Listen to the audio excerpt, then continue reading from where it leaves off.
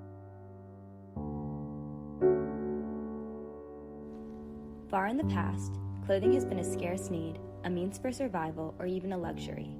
Today, clothing has become more abundant and extravagant as it has evolved into a part of a larger concept, fashion.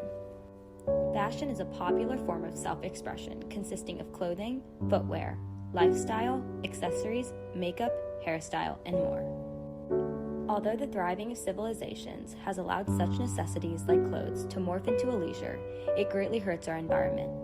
We have to ask ourselves, is wearing a new, trendy item every day slowly destroying the planet? So that was just a part of my video. And then for my op-ed, I titled it "A Call for Schools to Rise in the Face of a Climate Crisis." And basically it discussed the state of Loudoun County Public Schools, which is my county, their climate action and education. In order to write this op-ed, I conducted a poll to estimate the percentage of Freedom High School students, which is my school, who plan to take environmental science courses in high school. You can see in like the bottom right, the picture, it was my results from the poll where I asked them if they plan on taking environmental science courses in high school, and 50% of them responded yes and 50% responded no. Then I also interviewed the co-founders of the Earth Appreciation Club at Freedom High School to understand the role that their school played in motivating them to pursue climate action. And both of them responded that their school didn't inspire them or encourage them in a big way to pursue this climate action.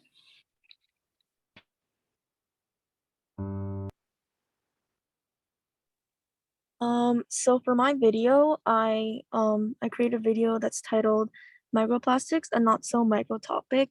And I discussed the severity of the amount of microplastics that are contaminating wildlife as well as coming into our own bodies.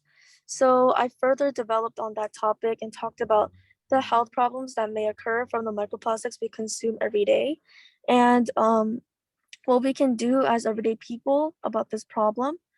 And for my op-ed, I wrote something with a title called "Solving the Climate Crisis is Not a Homework Assignment."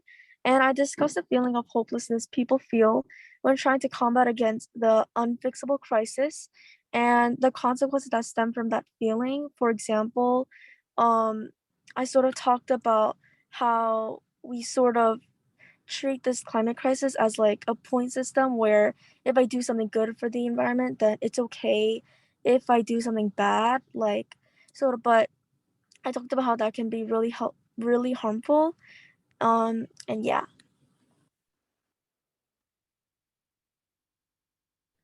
So for my video, I did saving mangroves and I discussed like what mangroves do for our environment and humans and how mangroves are at risk due to like human activities and climate change and how the loss of mangroves affects human. And the picture below is like is a picture from the video because I couldn't upload the video of is an example of how mangroves can protect coastlines. And for my op-ed, I did California's agriculture in danger due to climate change. So I discussed California, where the 2/3 of US fruits and nuts are produced, is threatened by food shortages due to wildfires and drought. And I discussed how farmers are trying to find other job alternatives because farming isn't giving them enough profits. And there are current policies banning outdoor watering in California, and how the state can invest more in water recycling.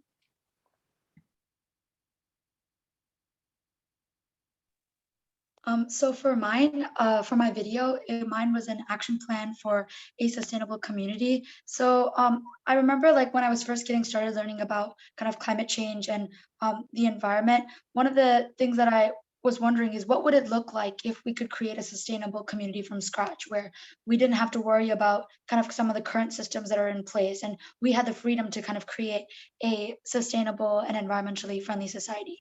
So this video kind of attempts to create an action plan, like essentially create a society from ground up, considering everything from the materials to the policy and how we will interact with nature and and other species as well. So I conducted research to identify current technologies. I found some really exciting things like CO2 concrete, which essentially takes CO2 and sequesters it or stores it in cement for long periods of time.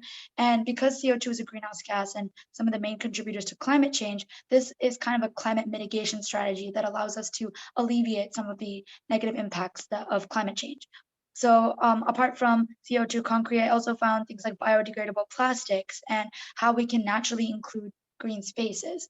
And so I try to synthesize it and put it together and kind of create this one community that would have all of the necessary needs and values that we are striving for.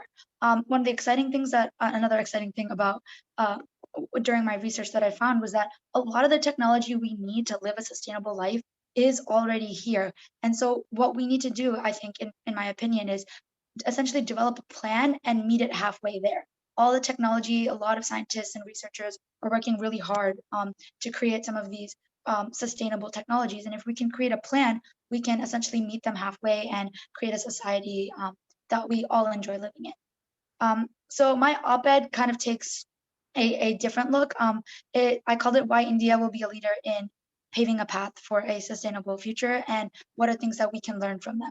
So this op-ed isn't really about determining who will be the actual leader, but rather kind of change the narrative on how developing countries are kind of being represented in the media. I often feel like many developing countries are often just seen as a singular, as kind of a singular thing, as essentially lacking in modernity and not having necessary infrastructure or being vulnerable without really considering some of the ancient history, knowledge, and culture that surrounds each of these developing nations. And so one of the things I wanted to do in this op-ed was really communicate some of the rich culture and history that kind of my family has had the opportunity to pass down from generation to generation, and a lot of people who are living in India. I remember during my recent experiences, I was able to appreciate some of the conservation practices that India has. And one of the interesting things is because there's such a high population density when it comes to things like shopping and consuming like transportation, for example, a lot of it is naturally kind of sustainable because a lot of it there's a lot of usage of like kind of communal resources and sharing resources so that everyone can access whatever they need to. And so I really wanted to just kind of bring that forward. I think one of the things about this op-ed in general is my hope is that it won't just be people talking about India, but also other developing nations that have a really rich history and culture. And I hope that more people will be able to connect it to the environment and give some of these ancient culture and history a chance in the spotlight. So yeah. Hello, my name is Vanessa Yang, and my video's name was called "What is Stalling Climate Change Mitigation?" I went over skepticism, unfulfilled promises by large corporations, and the failure of the Paris Agreement. So I came across this idea because when we were brainstorming and researching for a topic, I learned that there were already many, many ways like to slow or reduce climate change. But yet I feel like I didn't see too much change in the past few years. And I was like wondering why people aren't like fulfilling their promises and like achieving the goals that they were trying to solve for. And so I thought it was still very important to know like what is stopping and what is preventing stuff so we can like solve the problem from the root. And then my op-ed was about the coronavirus and how it revealed the faults of the waste management system. I went over the like biomedical waste, haphazard disposal, reduced recycling, and the use of disinfectants. So I came up with this idea because I remember like last year, I'm sure a lot of you seen this too, which was that China had a big drastic change in their air quality because of the quarantine. And so, but like as I was researching more into this, I found that the effect did not last. And as of now, it has returned back to pre-pandemic levels. But then I kept going and I kept researching because I wanted to know if there was any effect at all that like how coronavirus helped the pandemic. And I found some stuff that I didn't see too much in like media, and I wanted to share it with more people. Thank you.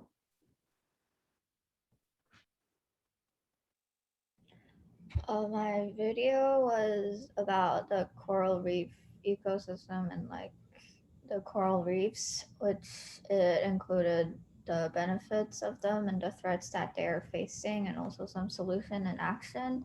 I wanted to do this because it was kind of a topic that I didn't really learn about, and I'm really curious about it. And for the op-ed, it was about the overall harm of plastics had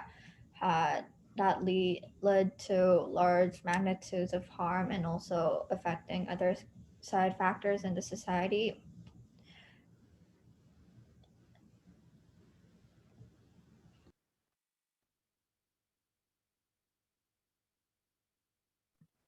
And here is my reflection. So we had guest speaker events, and we had some speakers who are involved in combating climate change every week.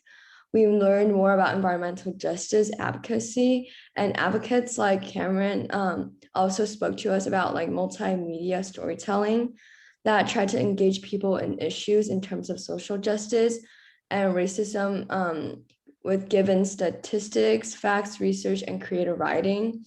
And some takeaways from this internship was that we learned more about climate change while looking at our peers' project. So for example, I learned more about how coral reefs have been severely affected by climate change and the harms of humans consuming microplastics. And an interesting takeaway that I had, or my favorite experience, was that this internship definitely made me improve my video editing skills, because I definitely did not have like as much knowledge about video editing before this.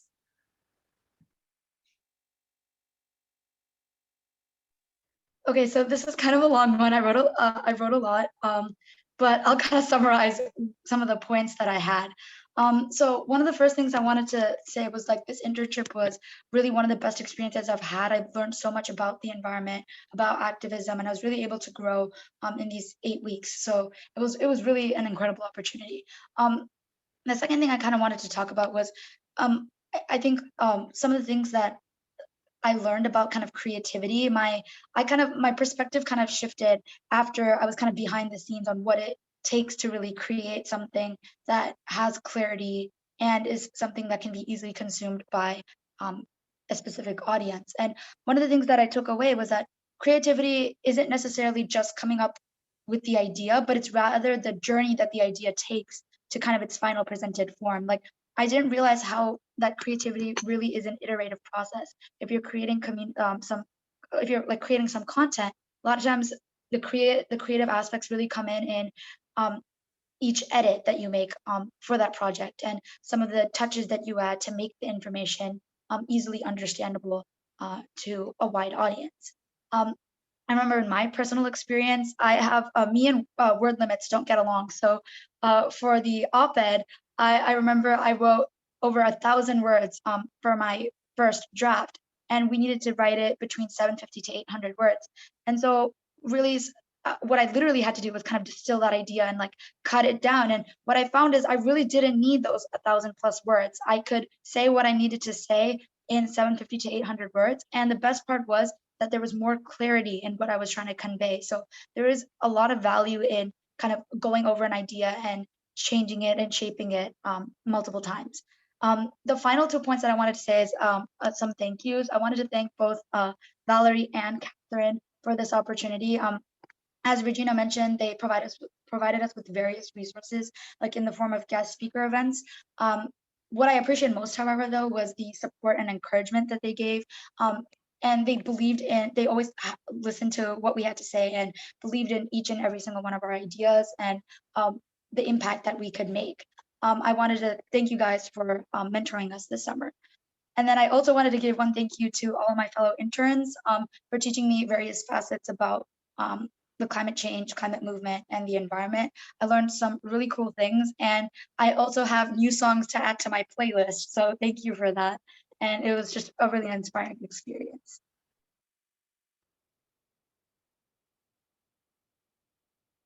Awesome. Love that. Well, I think now would be a good time if anyone has any questions on any of the projects that the content creation team did. Feel free to type in the chat, unmute yourself and ask.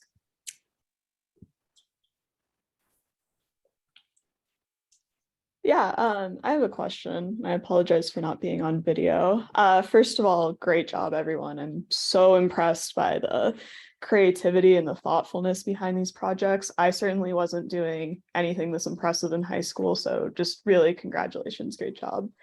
A question I had is that as someone who recently graduated from college, I found that there was a huge emphasis on being able to write an op-ed, and that no matter what type of career you go into, there's a lot of value in being able to write concisely and get your point across. I was wondering if anybody else just wanted to share their process for writing, because it's a tough skill to be able to take a really complex topic and be able to break it down. And I know in the kind of like most recent presentation, she talked about those difficulties. So I was just wondering if anybody else had thoughts on that. Yeah, that's a great question. Any content creation interns want to get some insight?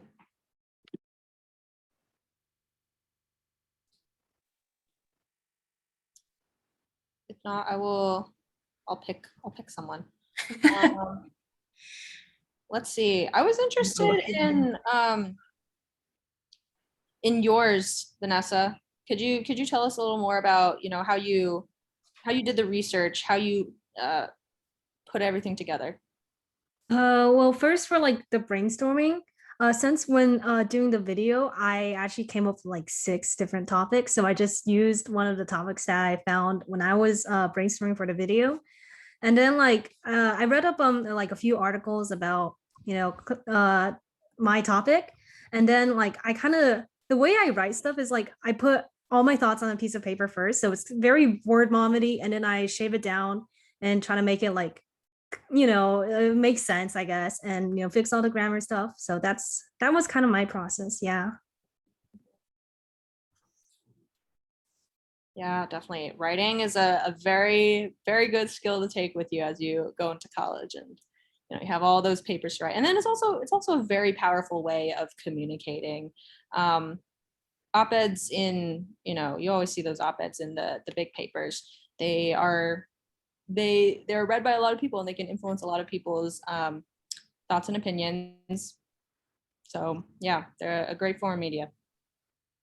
Cool. Well, thank you so much, content creation interns.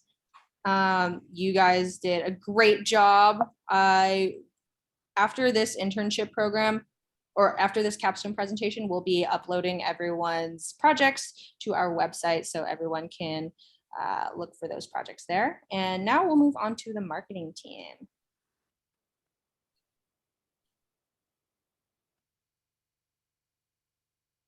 Right, I can share my screen. Just let me know if it works.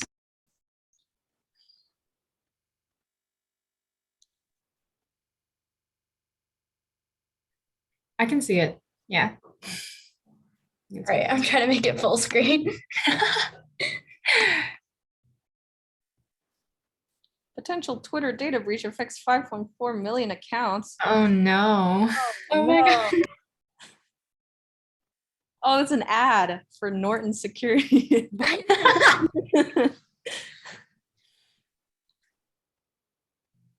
Okay, it started on the wrong slide. I'm so sorry. Okay, yeah, Twisha, take it away. So here's the marketing team capstone presentation by me, Janvi, Rawana, and Nilufer. So quick disclaimer, Rawana is actually not here, so we'll be taking over her parts, but she also has a pre-recorded part for her reflection towards the end. So yeah, let me know if you guys can hear that.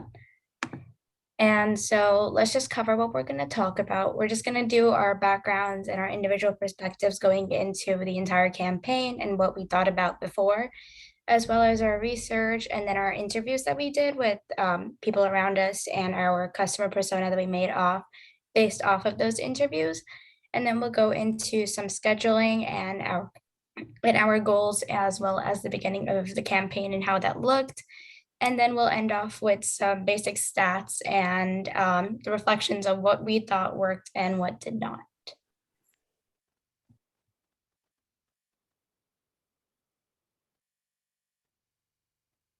Yeah, all right. So I'll start off. So, hi, I'm John B. I'm from Virginia and I'm a rising senior. So before this, I did have some prior knowledge from marketing courses and business courses. And I was very excited coming into this relationship because environmental science and climate activism is always something I've been really passionate about. And I love using my creative side when it comes to things like this. So I do love finding really captivating posts on social media, and I was really excited when I heard that that was exactly what we were going to be doing. And yeah. Hi, so I'm Trisha, and currently I'm a rising senior in Mumbai. I've worked in previous organizations where I've done like PR and marketing, so I do have some sort of experience. And I can say that Operation Climate has really helped me build up on these skills. And hi everyone, my name is Nilufar Sahimi and I'm also a rising senior from California. I'm passionate about raising awareness on a wide variety of issues that may exist throughout the world, and with this to also develop ways to increase for more followers. I've also had some prior terms with local councils and youth executive boards in my area, and a little bit of experience incorporating methods from a statistics class I use for our researching campaign.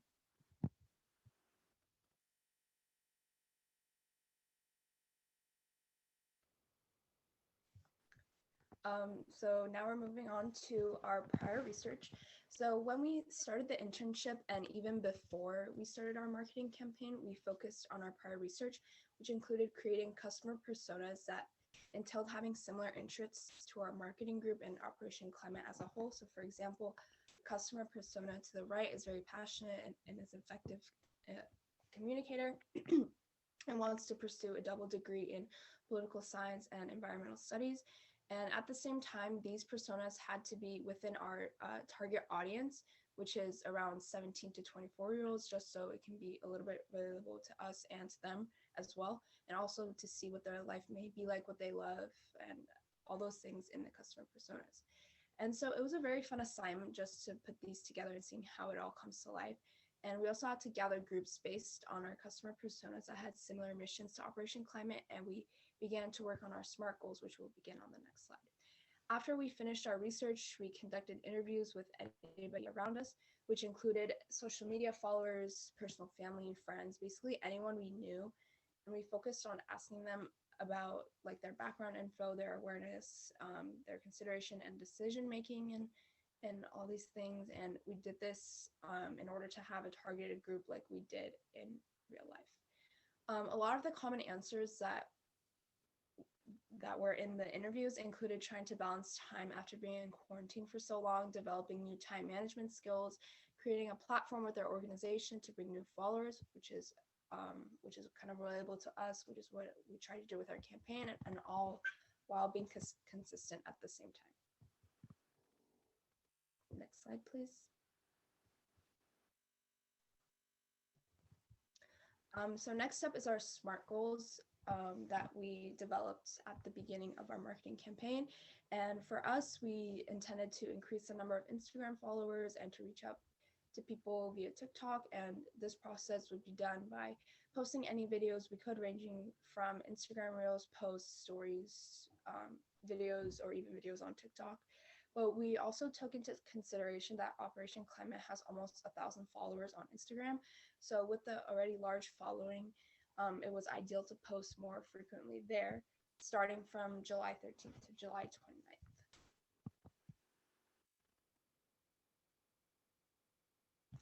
Now that we had a specific marketing campaign and goals to work towards, we officially started posting. At the beginning of the campaign, as with any, marketing techniques, we spent a lot of time figuring out which hashtags to use, how the algorithm works when we post, and also to make videos more interesting and engaging. It's kind of hard to create like long videos where nobody would want to tune in, especially considering that it wouldn't increase engagement and shares. And for example, like on TikTok, a lot of people just look at a couple seconds of a video and then they just scroll down. So we had to really have like a specific target that we wanted to do. And we also intended to create a lot of videos with popular sounds like on TikTok. So people who are already loving that sound would like potentially see the video and watch it. And a lot of these videos wanted to focus on sustainability. So with the entire team, we developed focus points and categories such as zero waste, sustainable fashion, and food to bring a variety of topics just so that the viewers can come back.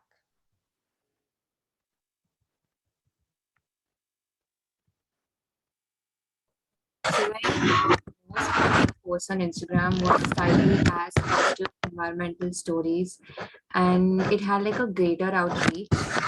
Um, had a greater outreach compared to the rest. It got like more than 100 likes and like almost 119 accounts viewed this post.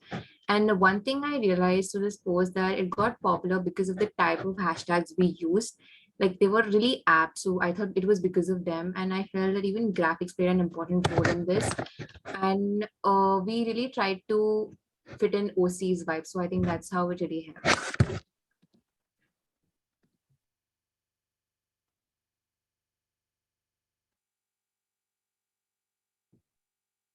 And one of our other popular posts. And so, although we had like other popular ones, we found that one of our most popular ones was about Walmart's role in releasing toxic waste. And although this news was a bit dated, when we mixed it with the popular sound and a good green screen effect, it worked to get out to our viewers like a lot. So, some of our other ones did focus on promoting the podcast, like you can see to the right, by doing a voiceover and talking about information covered on different podcast episodes while using like a fun background video to attract viewers. And I'm just gonna play the TikTok. Insert cash or select payment type. Use PIN pad to complete transaction. Thank you for shopping at Walmart. Insert cash. Oh my God, why did it play twice? Insert cash or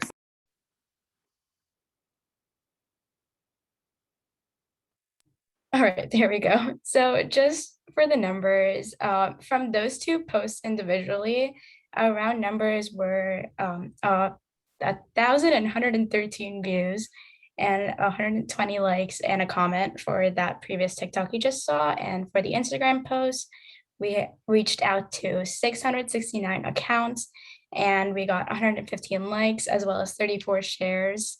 And so this was a big number for like our popular ones and around the same scale for the other ones.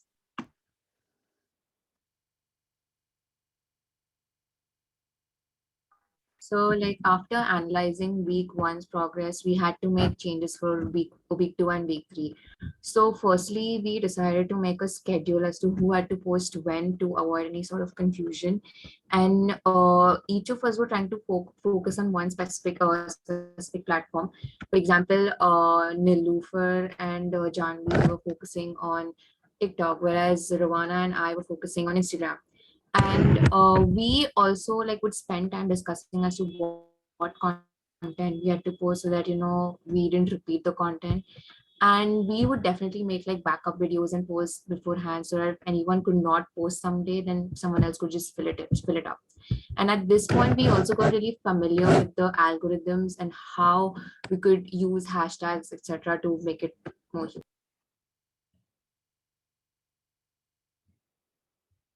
All right, so for our personal reflections, oh, by the way, real quick, can you just like, is this area of the screen blocked? Which we can see it. We can see Okay, this. all right, okay.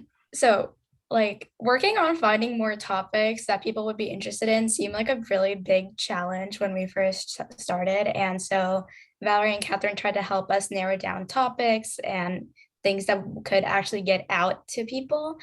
And so then we had to get creative with presenting that information and capturing a good crowd. And so we tried many methods and we found that voiceovers worked really well at the beginning. And then we like switched around and played around with it for TikTok. And understanding the algorithm and hashtags were a really big challenge at first. But I think we got the hang of it eventually because we started just putting more and more hashtags. And then we settled on a really good schedule between all of us, and we had helpful daily meetings where we bounced off ideas between all of us. And so pointing at the podcast really came as a difficulty to me at first because I didn't know how to present the information in a way where I wasn't just solely promoting the podcast rather than just giving more educational information. And so we found ways to weave that into our posts on Instagram as well as on TikTok. And just my personal takeaways, my perspective on social media definitely changed after this internship, and more on how the algorithm works for all these apps that we worked with this summer, and how it can be used for good and to inform people more, as such as we did with our own projects. I truly do appreciate Catherine and Valerie's help with all of this stuff. Thank you so much.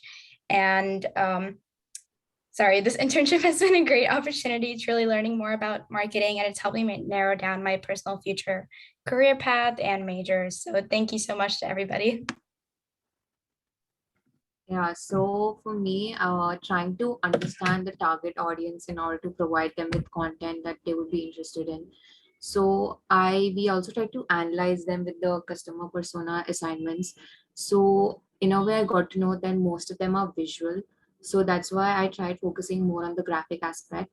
And then we also tried comprehending the algorithms of different social media platforms. And we also tried working up on a backup plan.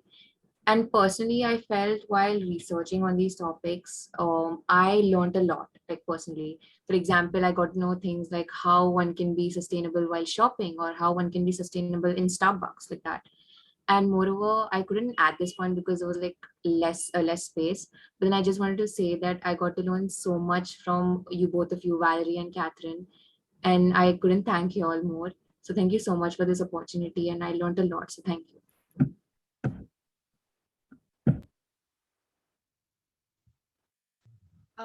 So overall, for me, this internship was really exciting and interesting. And also thank you so much to Valerie and Catherine for your help. It was definitely like super helpful. But personally, I think our strategy for creating videos was really interesting, as we wanted to find topics that might have not been as popular among viewers. So it was fun to do this to spark curiosity and also finding consistency with it. I also definitely learned a lot with it as well. However, I think at the same time, it can be difficult to try and reach like a specific target audience, since there's a lot of people, especially in our target group of like 17 to 24-year-olds, who maybe like aren't interested in environmentalism and climate change, either due to denying it or perhaps it is not in their realm of interests. But eventually, as we learned like the algorithm and things, it became a lot more manageable. I also love meeting new people with similar interests and setting up meetings to catch up on those topics and to learn a lot more about environmentalism and climate change, which I didn't know about before. And because of this, I think it's nice to potentially start a chapter dedicated to environmentalism and advocacy at my school. Okay, I'm just gonna play Rowanna's part. Let me know if like no one can hear it. For my reflection, I learned a lot about how to be more environmentally friendly due to all the research that I did. It was really fun creating graphics because I've always liked graphic design. And I do regret not being able to attend most of the marketing meetings due to scheduling conflicts. And I wish that I had scheduled more time to attend those meetings.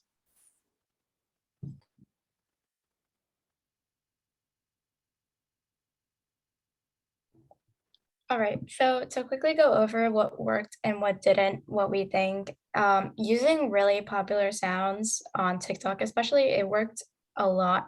And so we changed, like our views changed in very big numbers when we use popular sounds, which we regularly use for memes, but it worked to spread out more information. And for favorites and for recommendations, somehow that did not work. I definitely thought it was going to work a lot if we like tried to recommend books or sustainable brands or food, something like that. It actually did not show in our favor. And so that was just a heads up to me that like, some things definitely don't work out there. So I personally felt that making a content more aesthetic really helped us. Like the fact we tried maintaining the aesthetic, but it becomes more difficult when your Canva Pro expires. So, but we still tried our best. And moreover, for tags and hashtags, I think there's a limit of 30 hashtags. So we try to use maximum of them, and then I guess that's how most of the people got to know about our posts. So it did help.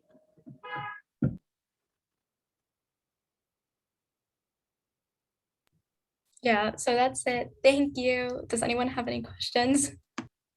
Go marketing. Yeah. I do have a question. So you guys did spend a lot of time on these platforms, TikTok and Instagram. I'm wondering, what are your feelings about these social media platforms now? Did it make you appreciate them more, or do you now hate Instagram and TikTok? I would definitely appreciate them more because it worked in my favor for once. So I don't know about anyone else, but it worked in my favor, so I like it. You now have the secret sauce to be TikTok famous right anytime in your life. Yeah. Oh, I have a question if we have time. So yeah, like really, really great presentations. Great job. As a follower of Operation Climate, I also have enjoyed the TikToks over the last like couple months. So I guess now I know why. So it sounds like everybody had some degree of exposure to marketing through like before this internship, like in their high school classes or things of that nature. But obviously, learning about marketing and then actually implementing marketing are like two very different things. I was wondering if there was anything that you maybe learned about in your classes beforehand that when you actually tried to implement it, you were like, this does not work for Gen Z. This is like a dated strategy. Or if just anything like really surprised you once you actually completed this project.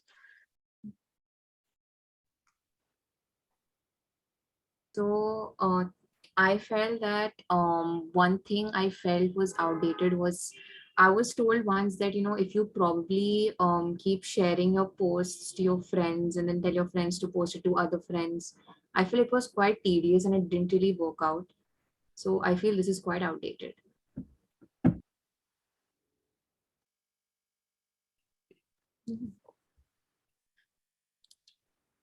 Cool. What about you, John V? I'm curious because you took some marketing classes before. Did anything surprise you when you were actually implementing strategies? Yeah, so personally, I've taken business and business law, and that was in the recent academic year. And what surprised me most was definitely, I'm gonna say it again, the algorithm, because all the classes, they're not dated exactly to what we're supposed to be doing today, obviously. And so their methods were most like generic posters and advertising using commercials and all that kind of stuff.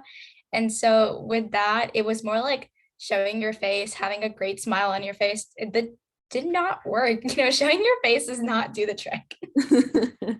Yeah, like things with social media, they change very quickly. So very interesting. Good question. Thank you, Nicole. Cool. Okay. Thank you, marketing team. Very awesome. I love that TikTok, by the way. It's so funny. I love it. So last but not least, we'll have a podcast team present your projects. So if Valerie, you can share. I can present my screen. Share sound as well. Okay.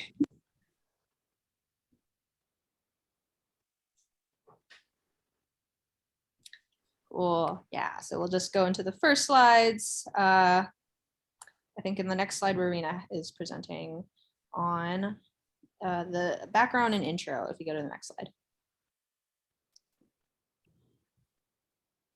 So for our summer goals, we wanted to create 3 interview-style podcast episodes on interesting environmental topics.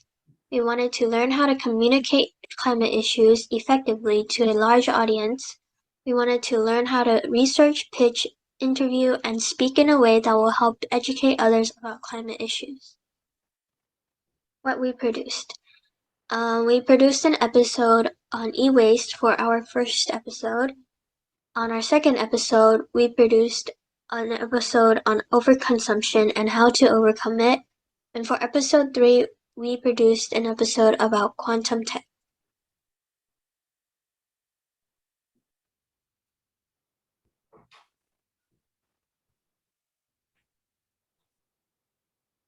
So how exactly did we do this? We had a bunch of different assignments that we did over the summer, and now the interns are going to reflect on some of the assignments that they did.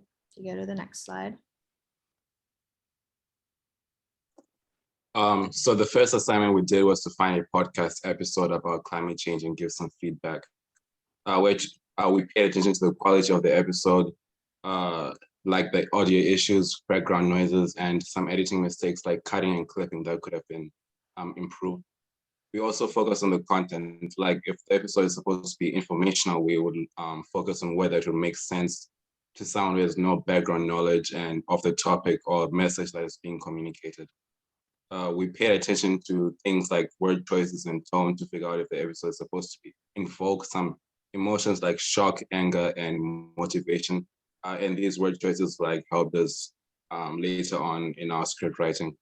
We were also given the opportunity to edit an interview. We had to edit different audio clips to form one smooth and coherent interview. And overall, this first step is in the process of podcasting, give us an understanding of certain things one should look out for and try to avoid when script writing, interviewing someone, and just producing a general podcast episode. You can go to the next slide.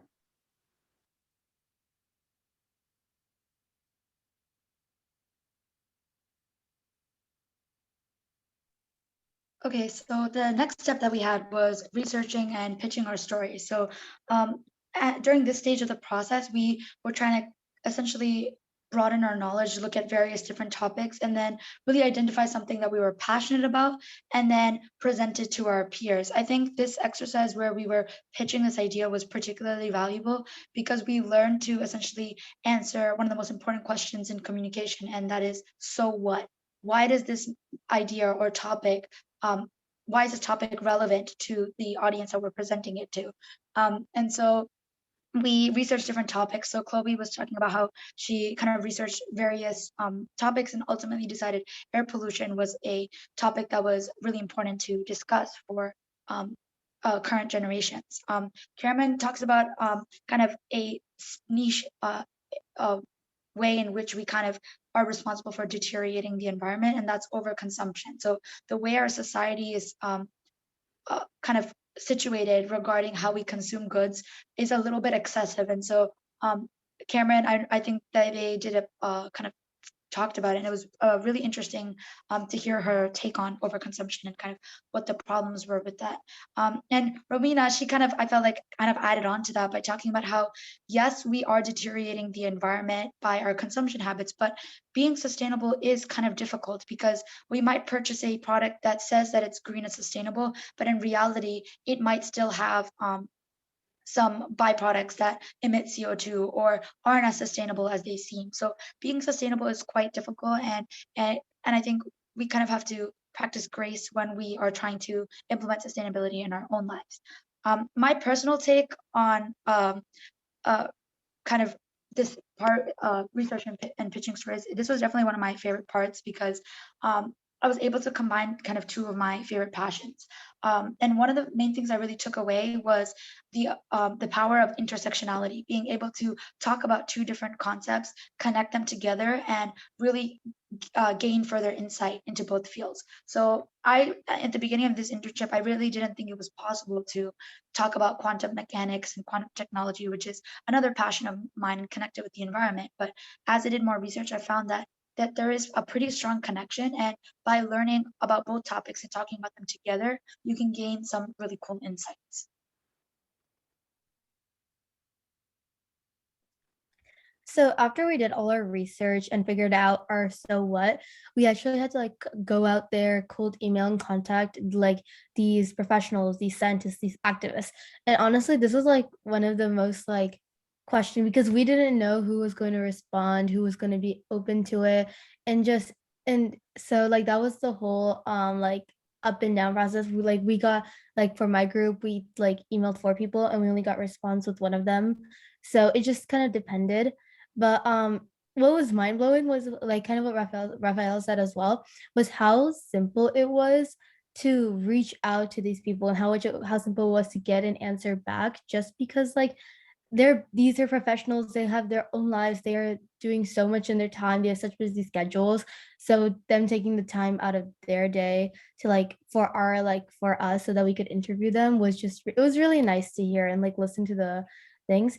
But about the cold emailing, so like after we got the response, we generated like interview questions so that we would be prepared, and also so that we could direct the interview in a path, that would relate to our topic, because like this interview was recorded so that we could like take the key parts and use them in for our podcast. But we had to ask like the right questions, create backup questions just to make sure that whatever topic that we were researching would go back to like our so what. So that was our next step.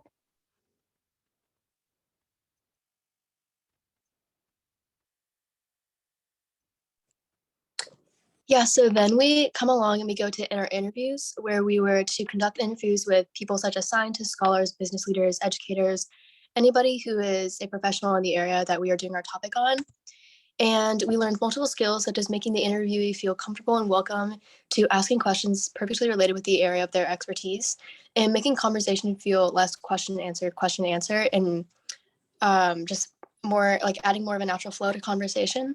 And we learned the difficult parts, such as 3 people interviewing, which Rowena mentioned, which can be difficult to overcome, but we learned through the process how to coordinate speech, questions, and timing.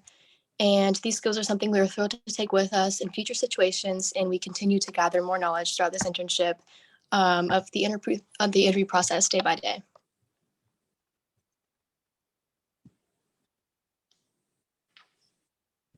So next up, we have putting the story together. So after the interview, we would go through the tapes and kind of polish it up.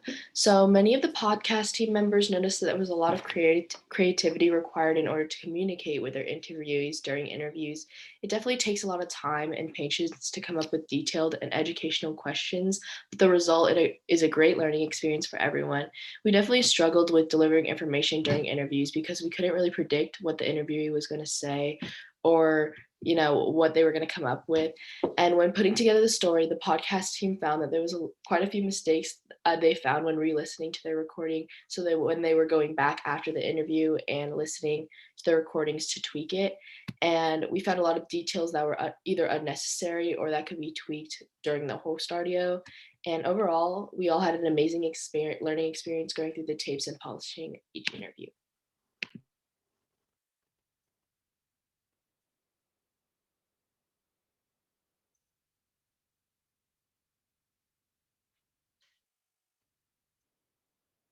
So the first episode team that will be presenting is the quantum technology team. So why don't you guys, Shrina and Sonia, introduce your episode? Hi, so my name is Sonia, and then Hi, my name is Shrina Raini. I go by Shri though. And so our episode was quantum technology and how it can be connected to sustainability and climate action. So some of the goals that we had for our podcast, what we wanted to get out of this podcast was we wanted to understand first and foremost what quantum technology really is and how it works. The second point that we wanted to understand is we wanted to essentially get out of our podcast is we wanted to interview experts to understand how this technology is and has the potential to be connected to sustainability and climate mitigation. And finally, we wanted to understand how much awareness there is about this industry. And we wanted to answer the question, why should people be interested? Why should people interested in climate action be aware and get involved in the quantum technology space? So to answer these questions, we had Tanisha Basan, and so she's a physics student at the University of Toronto, and she's worked on quantum computers. Like she's been in this field for so long. She's currently working with Amazon on a project, but she wasn't allowed to say more about it. But the reason we really did choose her was because like we found that on her bio, she was very passionate about quantum technology in general, but she said that it had like that it was one of the key steps to solving many world problems, and that was like the key step in connecting quantum computers, which is such a like a STEM field, to climate, which is what was for our audience.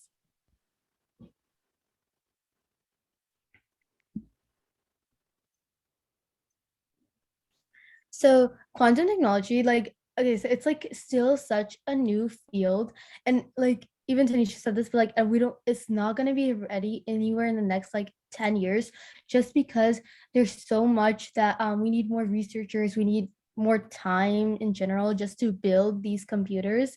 But once this field is kind of built up, we can have so we can do so much research in like moments.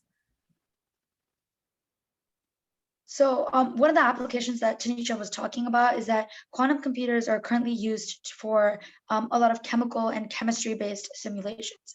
Now, the problem is a lot of these chemistry simulations, such as trying to create a molecular compound, are extremely energy intensive and use up a lot of computer power. Not to mention, some of these simulations can take years to run.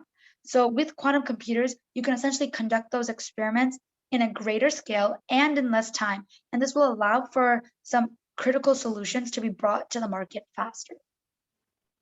So like a battery's chemistry, for example, we can like model it and manipulate it to see what we would need to increase the battery's lifespan. And so then this would literally cause the batteries to be more sustainable and have a higher energy density. And so this could also this could be applied to computers, like almost all our technology, like software, everything that emits. So these computers can also stimulate molecules to like create new compounds to replace unsustainable chemicals. So this can especially be also used in fertilizers. So like quantum technology doesn't solve it right away, but it shows us how we can solve it. So yeah.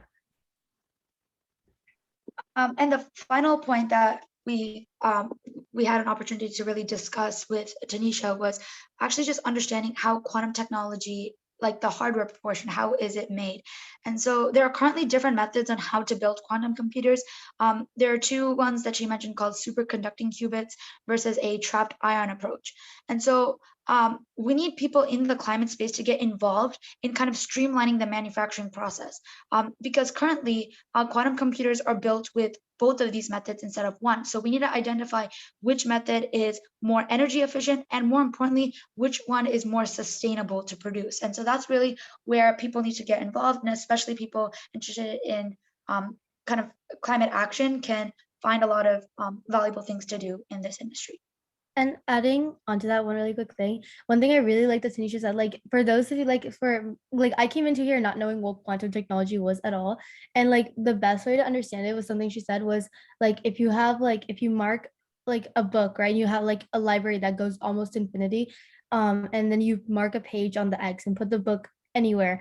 And then you ask a computer to find that book, it's gonna take like it'll go through every single book page by page. But with quantum technology, it will do all of it once and find it in moments. So that's kind of like how it works. And it has like the potential to solve a lot of problems.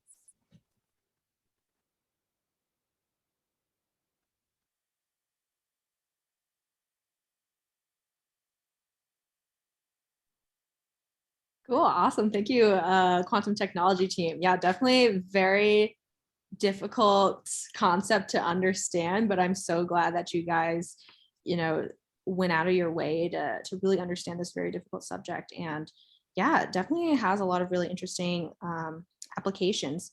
Now for the overconsumption team, please go ahead and introduce yourselves. Hi, I'm Chloe. I'm a rising junior in high school. My name's Cameron, and I'm from Yorba Linda, California. I'm a rising senior in high school. And Rowena couldn't be here today with us, but she's from Walnut, California, and she's also a rising senior in high school.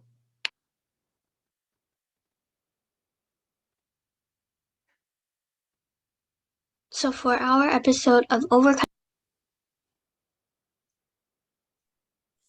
I think my audio is not sharing, right? So I can. I think we heard the audio. Oh, you heard it? Yeah. Okay. Consumption and how to overcome it, our goals were to educate people on zero waste, share the benefits of the zero waste lifestyle, and show the importance of businesses like the Mighty Bin. For our interviewee, it was Isabella DeMillan, and she opened the first zero waste grocery store named the Mighty Bin, located in California. She taught us how to create a community through the protection of the environment and shows ways to help the earth while bettering yourself as well.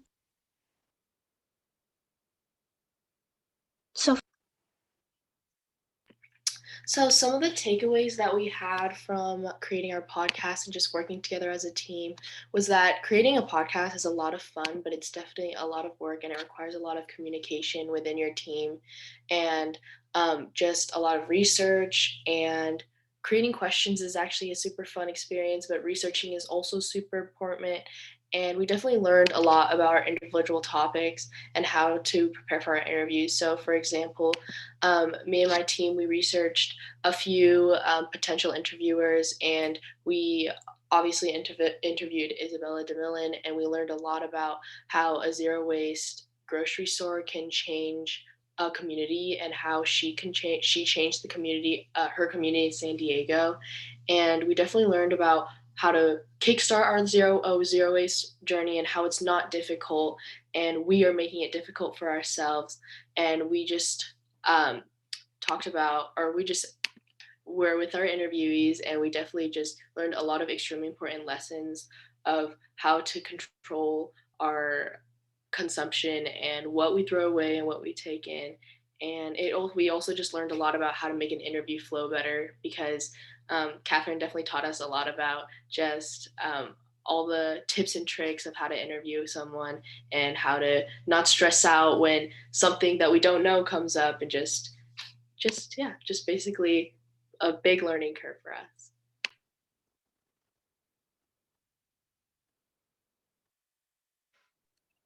So we also had an alternative episode based on social media influencing and the climate activism. We interviewed Leah Thomas, or as some others people might know her, Green Girl Leah. She brings such a broad scope of knowledge in so many diverse areas, and though she may not be related with overconsumption, we decided to branch off and focus more into involving the younger generation and how she so effectively does that with social media. This interview went really into depth with her background story and why she chose to go on this journey, and ultimately why she was so sad in the involvement of this generation in the environment. She shares the communicative power of social media and how it can be taken more seriously in this movement, and how she's able to reach so many of the people that she does. We hear her discuss her passion and reasons for making her book and her blog through this episode, and so much more can be learned from her, and she never fails to captivate us with her new ways of looking at the environment and how we can help. She is the founder of the Intersectional Environmentalist Movement with over 430,000 followers on Instagram, and she's the writer of the book Intersectional Environmentalist.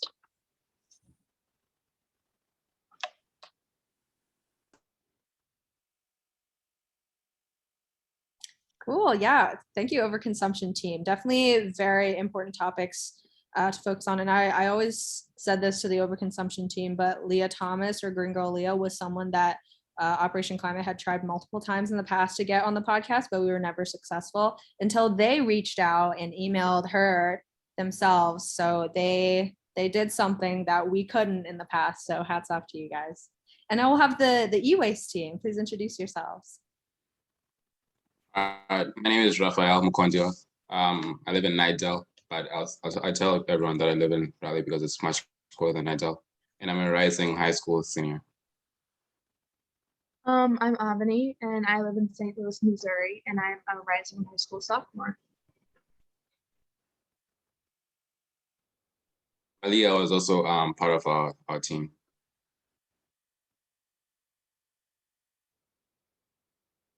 Okay, so we did a lot of researching and we landed on e-waste.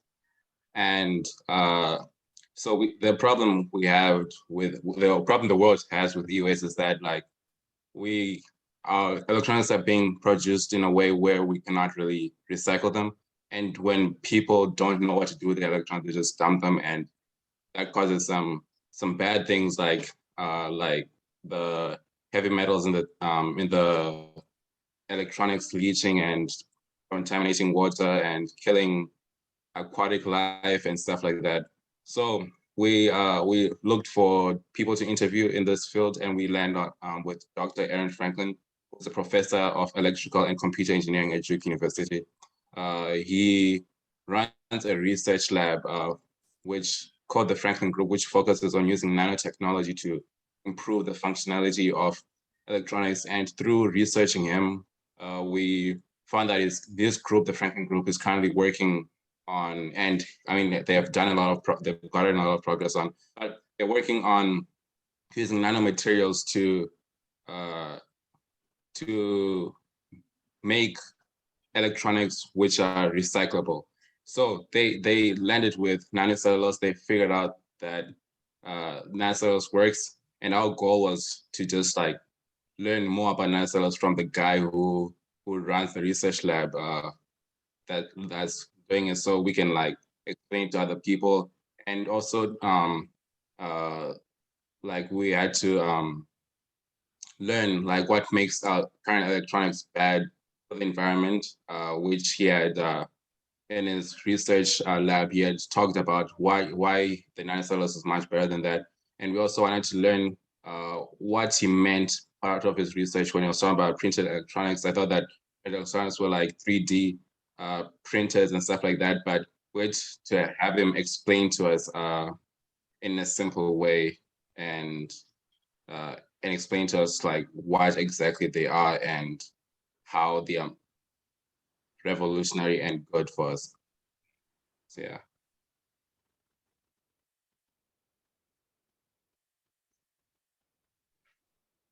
All right, so some of our main takeaways from working on our podcast episode are that electronics are being produced to be short lasting and hard to recycle. So that leads to people dumping them and wasting them, which leads to our problem. And most of these electronics contain silicone, which is difficult to recycle and can produce toxic gases. And nanocellulose is a plant-based material, which means it can quickly degrade if it's dumped. And so the Franklin Research Group found out that a layer of nanocellulose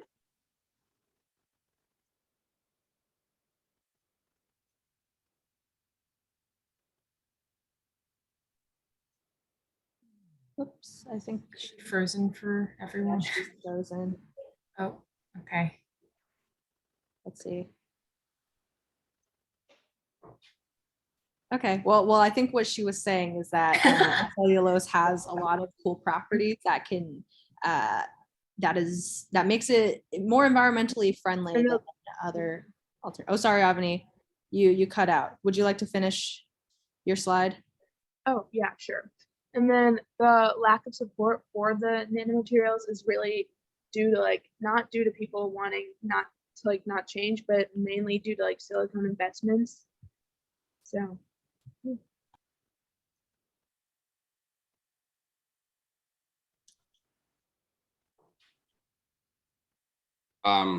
So some key takeaways were that generally working with people from around the world, like it takes patience, because like you're working with people from different time zones, and it'll take a while for them to respond and to see the message and all. And like the whole experience is good because like you're getting more knowledge from different people who have gone through different experiences, and you're being surrounded by people who are passionate with what they do. So it's like good energy that's like that we're being surrounded with. And yeah, so we generally enjoy the experience. We learned a lot about podcasting and the things that go behind the scenes. I think that's what Shreya said, the behind the scenes, and really just help us understand what makes a good storyteller, and what makes people understand and feel motivated to go out and do what you tell them to do in a way. So yeah.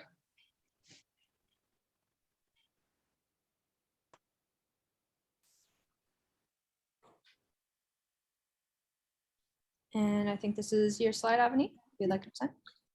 Yeah, so our takeaways from creating podcasts are for communication. We're a lot more able to recognize engaging story elements, and yeah. And then it's also helped our research skills a lot, because when we were creating our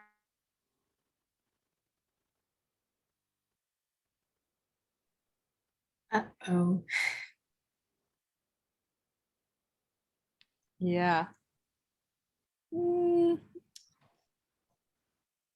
that's okay. Basically, communication, teamwork, future career applications. There's a lot of stuff in the podcast production process that applies to a lot of these. So podcast interns, like put this on your resume when you're applying for future things. Be like, oh, I learned this skill from this internship program, and it applies to this position at this company. So literally so many things that you can apply, and same for other teams too.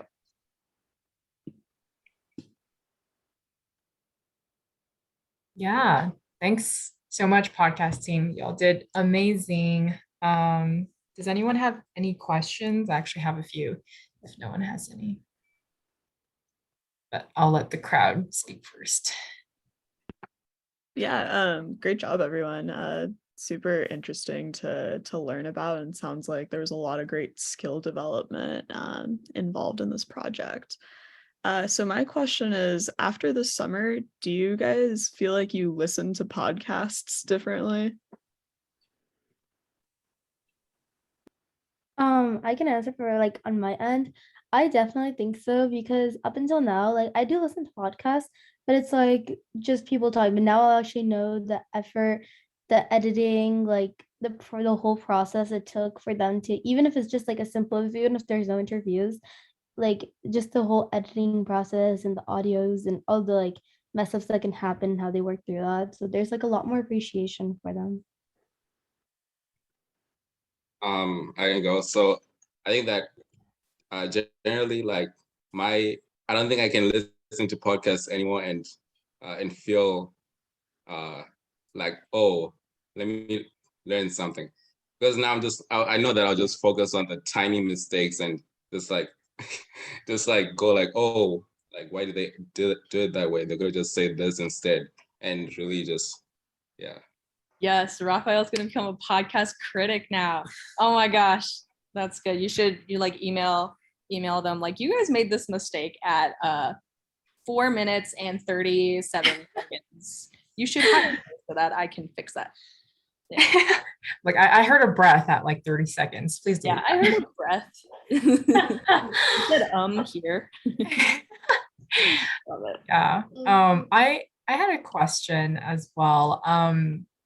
So I was curious, you guys talked about all of your projects, which were they were all amazing to learn about, but I was curious how the actual interview like process went for y'all. Like the first time you guys interviewed someone, was it like nerve-wracking? Like how did you guys go about that? Because I had my own like personal experience with interviewing as well for the podcast. So just curious. Yeah, I could answer like from my perspective. So it was definitely nerve-wracking because there's like someone who like owns a whole business in San Diego of like a zero waste store, and it's like, oh, like we're just like high schoolers who are interviewing you and we don't really know much about like what's going on. But yeah, and it was just a lot of preparation that I feel like we weren't originally prepared for. Like the questions, we were like, oh, if we have the questions down and we have an idea of who our interviewee, it's like enough. But that's not the case. Like we have to be prepared for like random like questions that come up, and if like she talks about something that's super interesting, we should probably like go off of that and talk more about that. And sorry, Catherine definitely helped us a lot during the interview. She was like in the Google Doc, like writing super fast. I'm like, oh, we should ask this question next. But yeah, it was just a lot of preparation. I unfortunately couldn't make it to the second interview with Leah Thomas, but I listened to some of it and it was a lot better than the first one. But yeah, I just have grown a huge new appreciation for interviewers and interviewees and just everything that goes on, and they make it flow so well. So yeah, I definitely learned a lot. Adding on to that. Oh, sorry. Now adding No, go on to ahead. that, it's like so during the interview, like you have your questions already planned out, but then you never know what like the interviewee is gonna say or what direction they're gonna go. So a lot of times you have to change that. So like same thing again, like for us, we were like Catherine was texting us and we were like, oh, should we ask this question next? Should we arrange it? Should we keep it? So it was a bit hectic, but it was still like I think it was really fun and it was really cool to talk like because it was for ours was definitely like a conversation, and like we came like I came in knowing it, but like I got a better understanding too. So it's really cool to learn from it as well. Mhm. Yeah, conversations are very dynamic, right? So it's really cool that you guys had the experience to sort of like see on the spot what you had to do to keep the interview going. Yeah, the Leah Thomas one is very interesting. I'm very excited to listen to it. So you guys did great. Yeah. Awesome. Well, thank you so much, podcast team. And thank you to all the teams for presenting. At this point, the intern presentations are finished. Thank you to our outside guests who came and watched the interns present on their work. We appreciate your support. For the rest of this session, we're going to do more intern specific things, so feel free to log off. But thank you again for joining us. We appreciate your support. Thank you. Thanks, everyone. So for interns, now we have some more intern specific stuff, including some fun stuff. So you guys can stay on. Yeah, and in fact, do stay on. Don't leave. Yeah. We're not done yet. Okay, so I will share my screen again and we'll get back into it.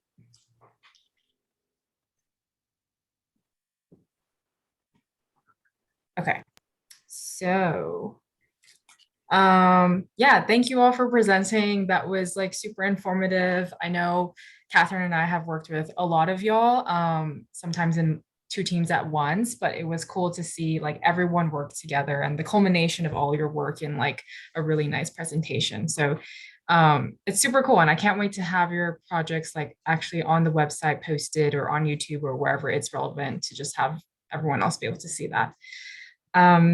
Yeah, so we've reached the point where we're now ready to just hand off certifications and just thank y'all and congratulate y'all for making it to the end of the program, right? Like I said earlier, it's been an amazing 8 weeks, and this is a time for you guys to, we just want to celebrate the work that you guys have done. And so there are screenshots of your certificates in all of these slides, but we will also send out an official like PDF copy of your certificates to each of you personally through email, so that you guys have that for reference if you ever need it or just want to print it out or anything. But yeah, without further ado, let's get started. I think these are organized by teams. So yes, so I'll just like go through all the people who have worked so hard and are now officially completed the Operation Climate Summer Internship. So congratulations to Avani. Thank you for all your work. Oh. Congratulations to Cameron. Congratulations to Chloe. Congrats to Maliha, who's not here, but we'll send her. Congrats to Raphael, the podcast critic. And congratulations to Rowena, who's also not here. Congratulations to Shrina, who was on. Thank you for fitting my name.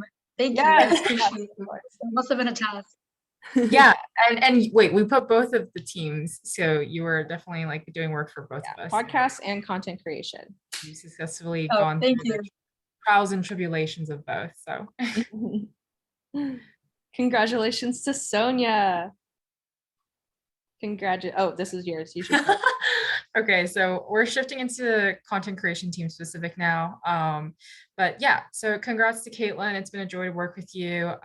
Really enjoyed watching like your video on coral reefs and reading your op-ed. So yay. Congrats to Dajang. I actually talked to Dajang like through DMs before, and just because her video, you guys should actually watch her video because it's amazing. It's very OC vibes.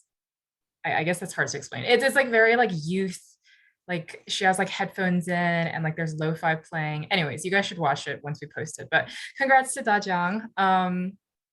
Congrats to Regina, who also did a very cool video on the mangroves, which she talked about earlier. Yeah. Congrats to Maitri. Yeah, your interview was super cool to watch. And I know I gave you a bunch of feedback for it, but you know, we've already talked about that. So congrats. Marissa, who has been a 2-year participator of our internship and also our ambassador program. She's been with us for a while. Congrats, Marissa, for completing the internship. Shruti, also congrats. Yeah, I watched your video earlier and it was just amazing to see how you developed it. And reading your op-ed was also great. So thank you. Siri, another second-year participator of our internship, as well as the ambassador program, which I'll talk more about later, but congrats, Siri. Thank you for all of your hard work. And Vanessa, thank you so much. You're always like the first one to react to my messages. So it's actually really nice to just see someone like who's reading them and who's like, showing that they've like gone through. So thank you for that.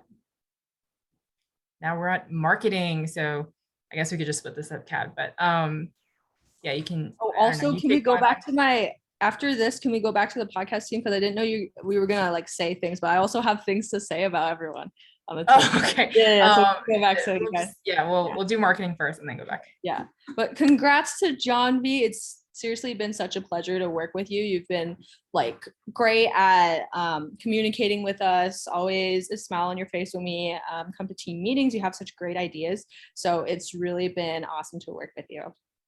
Yeah, and I feel like your TikToks were also just a joy to watch because I'm like following the Operation Climate Change. You guys should watch them, by the way.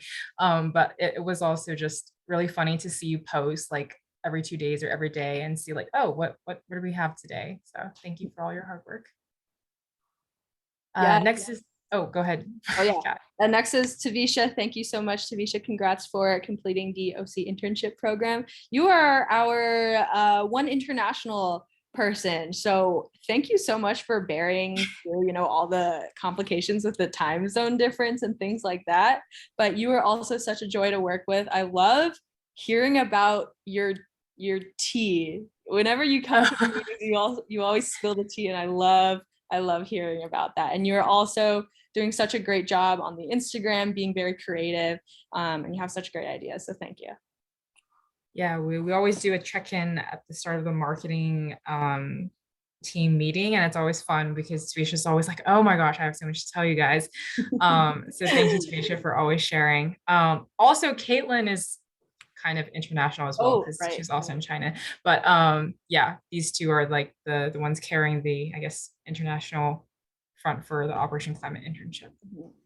Next. And then also congratulations to Nilufar, amazing for being a part of the marketing team. We have loved hearing your contributions. You did such a great job on the presentation today, talking about all the steps that you went through for your marketing campaign. It was really interesting to see your customer persona and research come to fruition. So thank you so much for that. Yeah, also like talking about like the sparkles that you guys as a team set up was also really nice because I definitely saw like different components of things Catherine and I talked about when we presented like that like slide deck to you all to like say like, oh, what do you need in a sparkle? How's it quantifiable? How's it measurable? Things like that. So thank you. Okay, so we're going back. Oh no, too much. Okay, here we go. Yes. Okay. So now I'm gonna say a little more about you guys. Again, congratulations, Avani. It's been a pleasure to work with you. It's been so cool to see you dive into the topic of e-waste more. I don't know if you have had prior experience with like researching e-waste, but I definitely haven't. So it was so cool to see you, kind of getting into the roots of what nanocellulose is. Who knows that? So thank you for that. And congratulations to Cameron, who worked on the overconsumption episode team. Thank you, Cameron. You've always been so responsive, and you have a lot of feedback and thoughts. So that has been really great working with you. I've loved seeing how you've been able to develop the overconsumption episode and how you went into the interviews with Isabella with like a lot of motivation and determination. So it's been very awesome to work with you. And then same thing with Chloe. Thank you so much, Chloe. Also, you've done such a great job on the, like preparing for the episodes, doing the interviews. It's really interesting to see your journey as an interviewer grow, like making it sound like a conversation with Isabella and also with your interview with Leah was really impressive. So I've really loved working with you too. Maliha's not here, but Maliha, if you watch this afterwards, I've also really enjoyed working with you on the e-waste team. Again, very interesting to see you research into Dr. Franklin's research, even though it's like really hard to understand. So that's very impressive. So thank you for that. And then thank you to Raphael. So Raphael, you've been such a delight to work with this summer. You've always been so responsive and engaged, and you always turn your camera on, which Valerie and I really, really appreciate, and our guest speakers really appreciate that too. You've done such a great job on reaching out to people, and actually I was going to message you about this later, but one of the people that you reached out to for your e-waste episode, Ravi, the e-waste artist guy, he actually emailed back like recently and was like, oh my God, Raphael, I would love to be on this episode. So I'll talk with you about that more later. But yeah, you've done such a great job in like leading the e-waste team. You've really been a leader on your team. So thank you for that. And Rumina's not here, but if she watches this, Rumina, it's been a delight to work with you on the overconsumption team. You've been like I know there's a lot of learning curves for you, but you've been such a great trooper in adapting, especially during the interviews, and just learning how to bring your skills to the forefront. So thank you. Yeah, Rowena was also partially on like content creation for some stuff and also on marketing. So if you do watch this, Rowena, I just want to say thank you for all the work you did for all the teams in general. Content creation wise, it was actually really cool to watch your video. And it's definitely very informative. It's like 10 minutes long of like fast fashion stuff. So yeah, it was a joy to work with you. Yeah, and then Shrina, Valerie and I have loved, we like talk about you sometimes. How much we're like, Shrina is so great. I know, you're so passionate about environmentalism, and then your other interests like quantum computing and quantum tech. So it's been such a joy getting to, your passion really inspires us as well. So we've loved working with you. I've loved working with you on the quantum tech episode. I literally don't know anything about quantum computing, but your work has made me, dive deeper into that topic. So I thank you for that. So thank you, Shayna. Yeah, also like content creation wise, I know you had a lot to manage just between podcast and content creation. You were doing like so many projects simultaneously, and it was incredible to me that you could manage your time so well, but also produce such high quality work. And I obviously haven't gotten the chance to watch but listen to your podcast episode yet, but I'm sure it's awesome. And reading your op-ed and watching like your video was also just really great to see like that development of your skills like throughout the 8 weeks. So yeah, congrats, Shrina, you did amazing. Thank you. Can I just say I have to admire y'all's signatures because they're awesome. They look really Okay, I think Valerie's is better than mine, but I think they both have their own flair to them. Yeah, that's right. They're like, they're just different, unique. Yeah. Oh my gosh. One time, okay, before I talk about Sonia, one time I tried, when we were making certificates for last year's, I literally tried to plagiarize Matthew's signature because he wasn't. Wait, Matthew's is not that, it's just cursive. Right. So I tried to plagiarize it myself. So because he wasn't responding to my. Oh, I remember this. So last year interns, you don't have the plagiarized one because we eventually got his real signature, but just I remember that. Almost committed. Is that a crime? I don't know. I don't think it's a crime. Yeah, it's okay. Anyways, yeah, congrats to Sonia on the podcast team again. Same with like Shrina has been such screenshot. Raphael. Raphael's gonna commit fraud or something. Yeah. So Sonia, it's been such a delight working with you on the quantum technology team.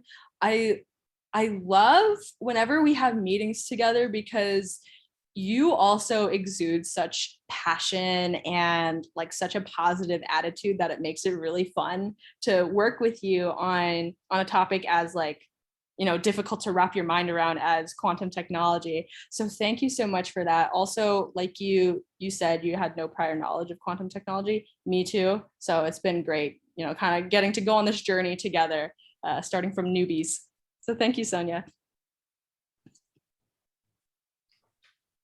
Yeah, and we've reached content creation and marketing again. So yeah, thank you everyone. As I mentioned earlier, you guys will get like actual PDFs of your certificates. So in case you ever want to reference that or just have it at hand, you'll have those within like the next week or so. We'll work on getting those out to you guys. So this is something we haven't really discussed in the like intern channel at all, but in actuality, we've been preparing a raffle prize for all of you guys just because we thought it was a fun way to sort of, you know, close off the internship and give you guys, you know, a token of our appreciation before we send you all off. So this is a raffle prize, and the prize is going to be, there's going to be actually 3 winners. So we've prepared 3 separate Patagonia gift cards, each worth $20. I hope you guys know Patagonia, but if you don't, it's like a sustainable brand and they have a lot of actually really high quality. They have like clothes, but they also have like hiking and like outdoorsy gear if you're ever into that. But yeah, they're usually pretty expensive. So we thought this was like, hey, this is like a cool thing. And they're like a pretty like sustainable, eco-friendly brand. So we're like, okay, let's give something to our interns for like this brand specifically. So yeah, they actually have pretty good clothing stuff. So look at this cool, you could be this model right here, this dude who's like looks, he's not even smiling, he's like doing a like a smolder thing, whatever.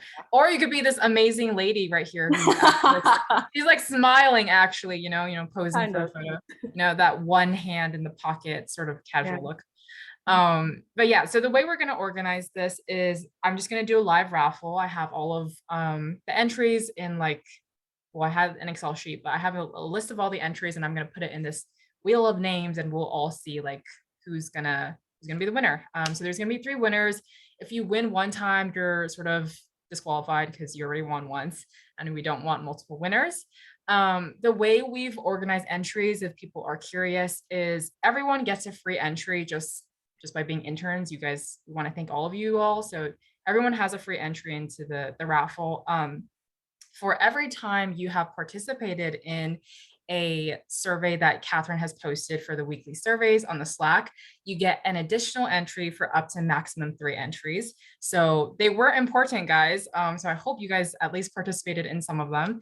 So you have like max 4 entries right now, right? And then the team lead, so Catherine and I both also wanted to award those we thought who contributed a lot to their teams this summer. So each of us nominated a few interns on our teams to just give you that additional boost, just to award you guys. And yeah, so that's like the way it works. So you'll see your name multiple times on like the Wheel of Fortune thing that I have prepared.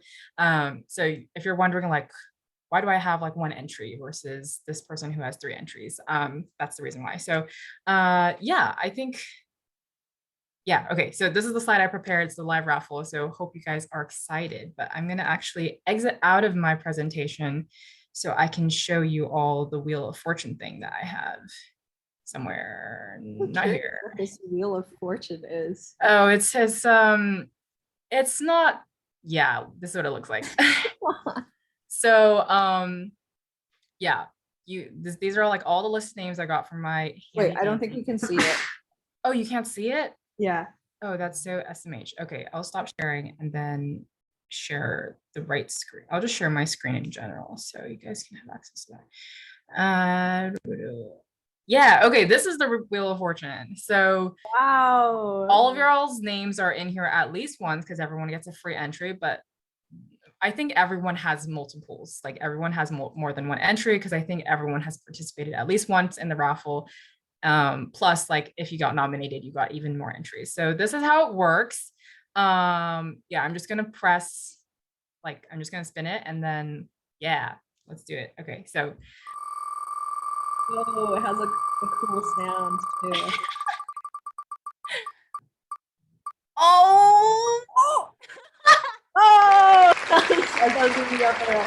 Oh, Marissa. Okay, so I'm gonna remove Marissa now because she's won. So Marissa's our first winner. Raphael, you were so close. I thought it was gonna land on you. So maybe second time's a charm.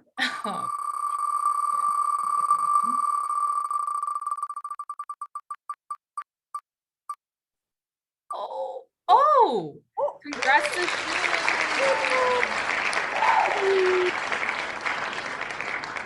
They also have like, yeah, they have the applause. This is awesome. Okay, anyways, our last winner. So hopefully, one of y'all are lucky, but.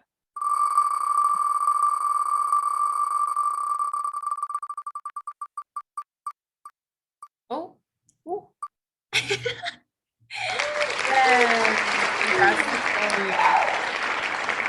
So unfortunately, that's like the end of our raffle. That's like the 3 Patagonia gift cards. The way it's gonna work is we'll send an email to you guys with like the e-gift card from Patagonia, just as a thank you. But yeah, I hope y'all enjoy it and use it. It's like they have some good merch.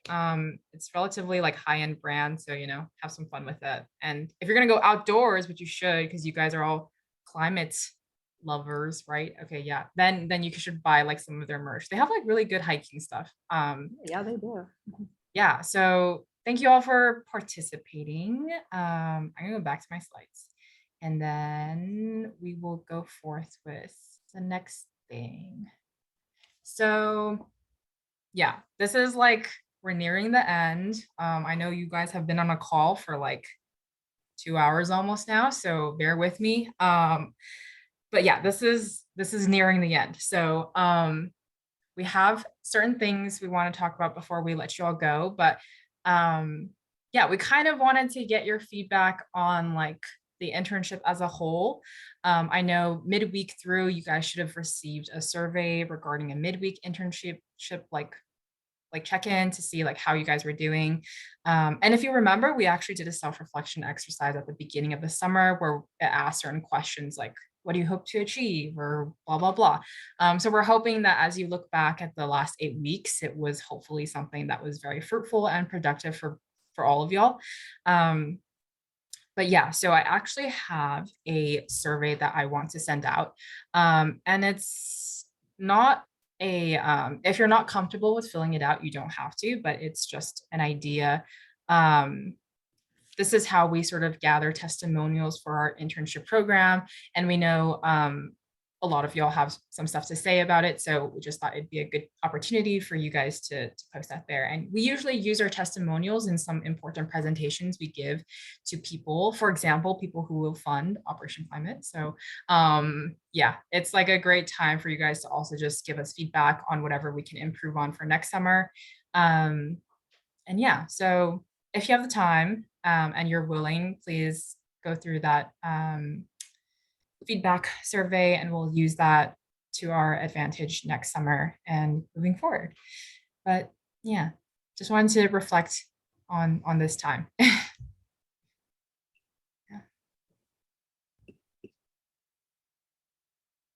Anyone have thoughts they want to share just to me and Kat, like right now?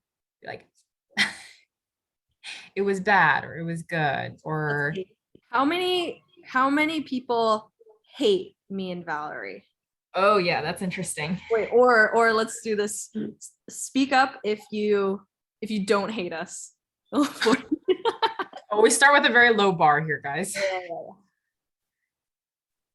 Wait, we speak if we don't hate you? No one. You have to speak if you don't hate us. Yeah, that's okay. right. Okay, I said something. Okay. So at least I don't hate you guys either. How about I spoke on behalf of all the interns? How about that? Okay, awesome. Rena taking one for the team here. Yeah. Oh no, Raphael. No. Raphael's such a critic. It's okay. We need people like Raphael to be better. Exactly. Yeah. So yeah, it's sort of a bittersweet moment, but thank you all for all the time you've put in for the last 8 weeks. I know sometimes there were like communication issues, and for the first 2 weeks, we were all sort of figuring out how to navigate Slack. I know that was like a problem for some interns. So it was a learning curve, right? But we got through it hopefully pretty quickly. And the rest of it went smoothly. So yeah, thank you all again. I think my we need to do a group picture.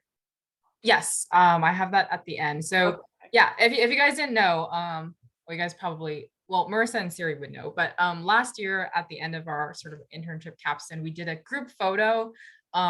So when we get there, please at least turn on your cameras for like 5 seconds because it's gonna be fast, but it's just a nice way so that we can put it on our website and everything and publicize. So yeah. The next thing I wanted to mention before just concluding is our OC Ambassador program. So a few of you guys have actually asked me about this already, like how do we stay involved, or I want to work more with Operation Climate, like what opportunities are there for that? So we actually have an ambassador program, and what that means is every intern who has graduated, which means all of you are eligible to join the ambassador program. And it's sort of a continuation or extension of the internship, except you're using what you learned this summer in the last 8 weeks to sort of build on whatever you'd like for your ambassador program. So there are predetermined projects in the ambassador program, very similar to things that you worked on this summer, like maybe a podcast episode or maybe a video or maybe an op-ed, but you also have the freedom to engage and sort of spearhead your own project. So for example, I have some photos of things our current ambassadors have done. So one of them did like a beach cleanup at her like local community. And then another person, Josh, also, he's now a student at UC Berkeley, but he wrote, he was involved in environmental organizations at that university, and he was publicizing like newsletters regarding environmental matters. So this is sort of my quick plug for the ambassador program, but it's also sort of just letting you guys know there are a lot of opportunities for you to be involved. And the ambassador program is also, it's very flexible in the sense that I know you guys only had 8 weeks to do your projects this summer, and it was like kind of a scramble maybe at the end, but the ambassador program is organized as a 1-year commitment. So your projects are sort of divided into 2 halves, the fall semester and the spring semester. So you have almost, I mean, the fall semester is like probably August to end of December. And then the spring semester is January to end of May. So you have almost 5 months to actually pull like a cohesive project together. So it's definitely more self-paced. You have like, we know that you guys have school and whatever other organizations you're involved in. So it's meant to sort of give you that leeway so that you're able to stay involved with the ambassador program while doing everything you need to on the side. Another thing I want to note is if you are already involved in environmental orgs or doing something environmental on the side, whether that's like you're just in like your environmental club at school, your involvement in that can count as like a project towards the ambassador program. So in some ways, like if you're already doing things, like this is just a nice way to count, like double count that and have that as part of your ambassador program. Obviously for the purpose of Operation Climate, maybe I'll ask you to like, hey, could you do a little write-up to tell me about what you did with your club, like in the fall semester? But you don't have to do like a whole new project if like you're already doing things involving environmental stuff. So yeah, that's an important note that I'd like to toss out there because I know some of y'all are already in like environmental stuff. So yeah, here's an interest form that I want people to fill out. It has like your name, yes, no, and then, you know, if you have any project ideas, like what are those project ideas? So I can put this link in the chat. Yeah, there you go. Yeah, so I'll put this in the chat. Please fill this out, guys, before we close today, just so I can get an idea and a head count for what to expect for the ambassador program, because I'll be trying to head that up when school starts in a few months. So I just want to, for planning purposes, know like what to expect. Yeah. Lastly, there is a surprise gift that we have from Operation Climate to all of you guys. If you guys were here last year, you know, you know the drill for this, but I'm gonna play this video. Basically, for each and every intern, we've planted a tree in places ranging from Latin America, the US, the UK, Asia. So you can see on the right half of the screen recording here, it's like Thailand, Indonesia, India, Peru, Honduras, et cetera, et cetera. So for all of you guys, you've got like a tree planted in your name, and I've scheduled them to sort of send the email out to you tomorrow. So if you don't get one from One Tree Planted, please let me know, because that would be a mistake on my end. And I definitely want everyone to have a tree if they didn't get one. So please check your emails tomorrow. I don't know what time it'll send, but it should send eventually. So yeah, and it's also like a congrats for you guys finishing the program. And it's also kind of like a cute, I guess, namesake, like you have a tree now in Peru or something. But yeah, anyone have any questions about anything I talked about thus far, like ambassador program wise or anything of that nature, before we close off soon and then take a photo together? No? Okay. I just want to say thank you for the tree, because that sounds so cool. Like, yeah, that's awesome. Thank you. I really appreciate that. Yeah, it'll give you a certificate that like has your name and where your tree is. So it's like very personalized. It's very cool. Yeah, it should have yeah, it should have like personalized messages and like your name, and like a nice photo accompanied with it. I tried to choose different photos for different people, but you know, yeah. So yeah, hope you all enjoy. It should be like just a nice gift, a parting gift, if you will, for all of y'all. Oh no. Yeah, next steps. Just wanted to talk about this briefly, but stay in touch with us. Catherine and I probably have mentioned this throughout your internship, but you are now part of an Operation Climate community. So the Slack is an incredible resource for you. I'm pretty sure there are more than like 100 people on our Slack. So you have people like Duke students, you have like guest speakers, or you have like individuals who are just like super like involved in the climate activism sphere who are in our Slack. Feel free to just ping them, like just be like, hey, I was a summer intern this year. I just want to like chat more or get advice or etc. Everyone is very friendly and very open. So just want to throw that out there, because we are very open to chatting, and I don't foresee our Slack going away in the foreseeable like 5 years, because we love Slack. So yeah, if you ever also need direct advice from Catherine and I, we're always here for you. DM us on Slack if you need. I think we're both pretty responsive. So yeah, this goes to like anything, even things not related to the climate and not related to Operation Climate. So if you like want advice on your college essays, or advice on like, or just like questions about college, if you're like getting to that point where you're like, oh, I'm going to be moving soon, like, you know, things like that. We're here as a resource, and we want to open that up to you at any point. We've cultivated relationships with all of you throughout the summer, so please don't like throw that away. Just take advantage of that. And moving. Another thing to note, just about the network. I know a lot of you are very ambitious and you apply to a lot of different programs. So feel free to use Valerie and I as resources for like if you need a recommendation for an application in the future. Feel free to reach out to us for that. Yeah, and all of the work that you guys have done in teams will not go to waste. So if you were on content creation, you will see your videos being posted on YouTube, or you'll see your op-eds being like posted on our website / wherever else you like try to get it publicized. If you're on like podcasts, you'll see like your episode eventually pop up after we sort of go through edits and stuff on Spotify, and that will be really cool. You can like link your podcast episode to your friends and your family and be like, yo, I'm famous.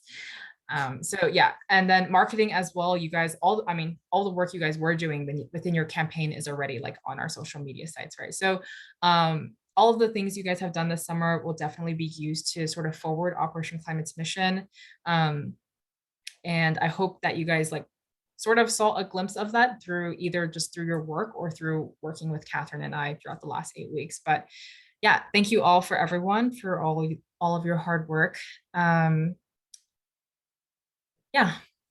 And then if you have any, like, I guess, more formal inquiries you want to send to the Gmail, then feel free to do that. But we're pretty like reachable on Slack, and you'll probably get a faster response that way.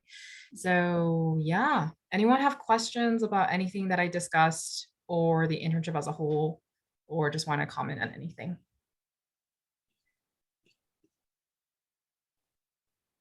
Yeah, thanks, Shruti. Cool. I think we Cool. can do a group picture and then close out. Yeah, so if y'all are ready, turn on your cameras because this is gonna get publicized. So, you know, look pretty if you want. We'll do a normal one and then we're gonna do a silly one. Yeah, and last year we had like some interns started using like the Zoom like filters. So there's like some janky ones. So we'll do like a normal one right now, and then we'll do like if everyone wants to put filters on or whatever they want, we can do one of those. So I'm gonna screen share this, but everyone say smile. Wait, we have to say smile? Okay, say cheese. Everyone smile. Wait, did everyone? Okay, let me see if my screenshot went through. I think okay, I have that one. But we can do another one. Okay. Like another normal one. So change your hair, whatever you want to do. Just, 1, 2, 3. Okay. Yay. Okay, I have that one as well. So now, if people want to do whatever they want with their backgrounds or their filters, feel free to switch it up. I'm gonna check my filters. Picture cap.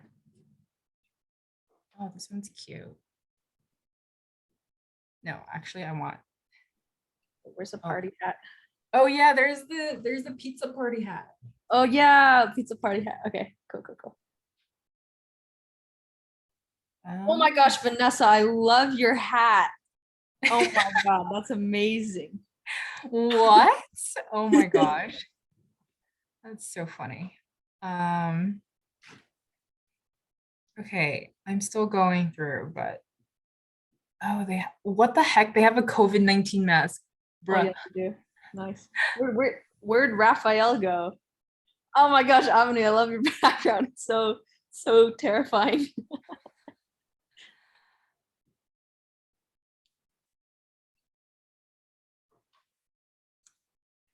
Okay.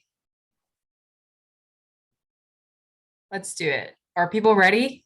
Oh, or they need more time? Oh my gosh, Syria. Wow, Why what does a everyone have such swagger. cool hats. Oh my gosh, this is amazing. I love it.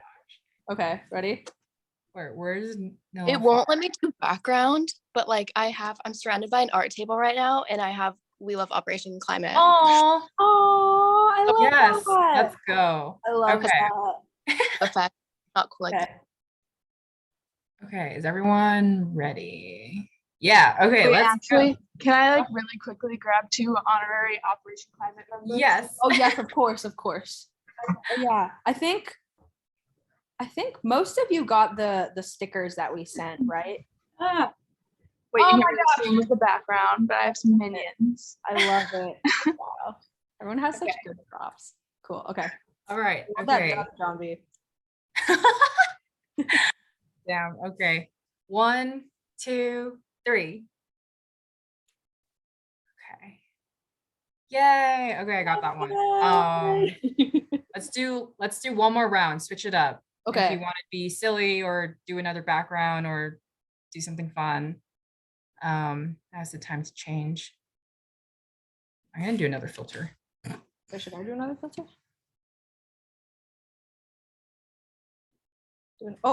My iCarly background.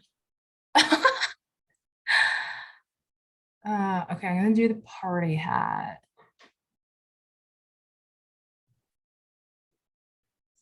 And Oh my God, how did Shruti get upside down? whoa. I'm so confused. Okay. Are people ready? Mhm. Okay. Ready. 1, 2, 3. Okay. Oh my gosh, Raphael, your face.